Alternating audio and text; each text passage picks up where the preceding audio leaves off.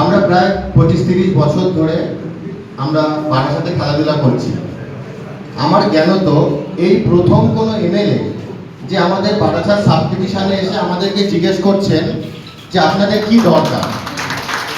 মানে শুধুমাত্র লাস্ট 15 বছর নয়, তারও আগে একটা সরকার ছিল, সেই সরকারেরও কেউ এসে আমাদেরকে কখনো জিজ্ঞেস করেনি যে তোমাদের কি দরকার। গ্রামে আছে, এখানেও আমাদের আগের যে সরকার, সেই সরকারের আশীর্বাদে মেসিকে ডাকা হয়েছিল, সেই আশীর্বাদ হয়ে গেল অভিশাপ। চূড়ান্ত একটা মিসম্যানেজমেন্ট হলো, আমরা সকলে দেখলাম।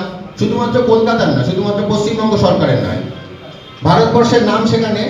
তারপর কি হলো, যেটুকু পারমিশন ছিল আমাদের প্র্যাকটিস করার, সেই সল্টলেক স্টেডিয়ামটা পুরোপুরি বন্ধ হয়ে গেল। আমাদের ছেলেরা ন্যাশনাল করছে, 100 মিটার দৌড়বে, কিন্তু 100 মিটারের মাঠই নেই। কোথায় তারা 100 মিটারের প্র্যাকটিস করবে? স্টেডিয়াম বন্ধ হয়ে গেল। সাইতে যারা সাইয়ের প্লেয়ার, শুধুমাত্র তারাই সাইতে ঢুকতে পারে, বাকি প্লেয়াররা সাইতে যেতে পারে না। সেজন্য কিন্তু সাইতে আমাদের ছেলেমেয়েরা প্র্যাকটিস করতে পারে না। কথায় আছে, কেউ গড়ে আর কেউ ভাঙে। আমাদের মাননীয় এমএলএ সাহেব এসছেন গড়তে। কীরকমভাবে গড়তে? প্রথমেই উনি আমাদের ভূমিপুত্র, উনি জানেন বারাসাতের কোথায় কি সমস্যা। সেই জন্য কিন্তু আমরা কিছু বলার আগের থেকেই উনি কিন্তু বারাসাতের কাচারি মাঠটাকে নতুন করে সাজানোর পরিকল্পনা নিয়েছেন। কারণ উনি জানেন সমস্যাটা, উনি বারাসাতে থাকেন, উনি বারাসাতের যে পালস বোঝেন। কিন্তু এর আগে যে সরকারকে আমরা দেখেছি, তাদেরকে দেখেছি যে বারাসাতের মাঠগুলোকে নষ্ট করতে। দীর্ঘ 30-35 বছরের পুরনো আমাদের একাডেমি, ভলিবল কোচিং ক্যাম্প, সেটাকে কিন্তু বন্ধ করে দিয়েছে আগের সরকার।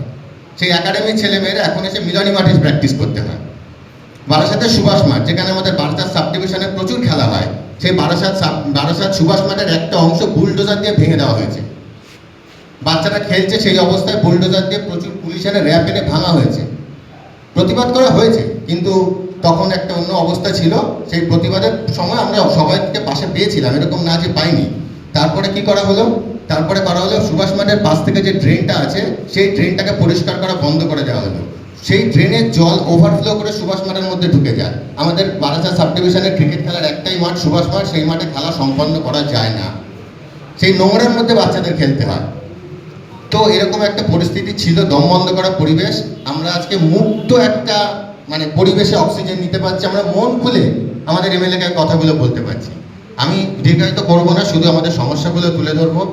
আমাদের যে মাঠগুলো আছে, কাছারি মাঠটা যখন তৈরি করা হবে, আমাদের একটা অনুরোধ, যদি কাছারি মাঠের বাইরে একটা ট্রাক করা হয়, আর কাছারি মাঠে যদি একটা লং জাম্পে সুন্দর পিচ করে দেওয়া হয়। আর হচ্ছে, আর যেহেতু এই মুহূর্তে সল্টলেক স্টেডিয়ামটা বন্ধ, সেখানে যদি একটু মানে খোলার যদি ব্যবস্থা করা হয়, এই অনুরোধটা শুধুমাত্র আমি মানে ওয়েস্ট বেঙ্গল অ্যাথলেটিক্স অ্যাসোসিয়েশনের সঙ্গে যুক্ত আমি প্রত্যক্ষভাবে। এই অনুরোধটা শুধুমাত্র আমি বারাসাত সাব ডিভিশনের মঞ্চ থেকে আমি ওয়েস্ট বেঙ্গলের সমস্ত অ্যাথলিটের হয়ে আমাদের মাননীয় এমএলএ সাহেবের সামনে তুলে ধরতে চাই। এই সমস্যাগুলো সম্মুখীন হচ্ছে। আরেকটা হচ্ছে, সাইতে একটা স্কিম আছে, কাম অ্যান্ড প্লে স্কিম। সেখানে একটা কার্ড করতে হয়, এটা সেন্ট্রাল গভর্নমেন্টের স্কিম। এত বছর সেগুলো কিছুই হয়নি। যদি আমাদের মাননীয় সাহেব উদ্যোগ নেন, তাহলে আমাদের এখান থেকে যারা কৃতি খেলোয়াড় 15-20 জন আছেন কৃতি খেলোয়াড়, তাদের যদি সাই থেকে কার্ড করিয়ে দেওয়া হয়, তো তাহলে তারা সাই থেকে একটু প্র্যাকটিস করতে পারবে। আগামী দিনে আমাদের মধ্যে অনেকেই আছেন এখানে যারা ন্যাশনাল খেলতে যাচ্ছে বা ন্যাশনাল খেলেছে, তো সেক্ষেত্রে তাদের রেজাল্ট আরও ভালো হবে।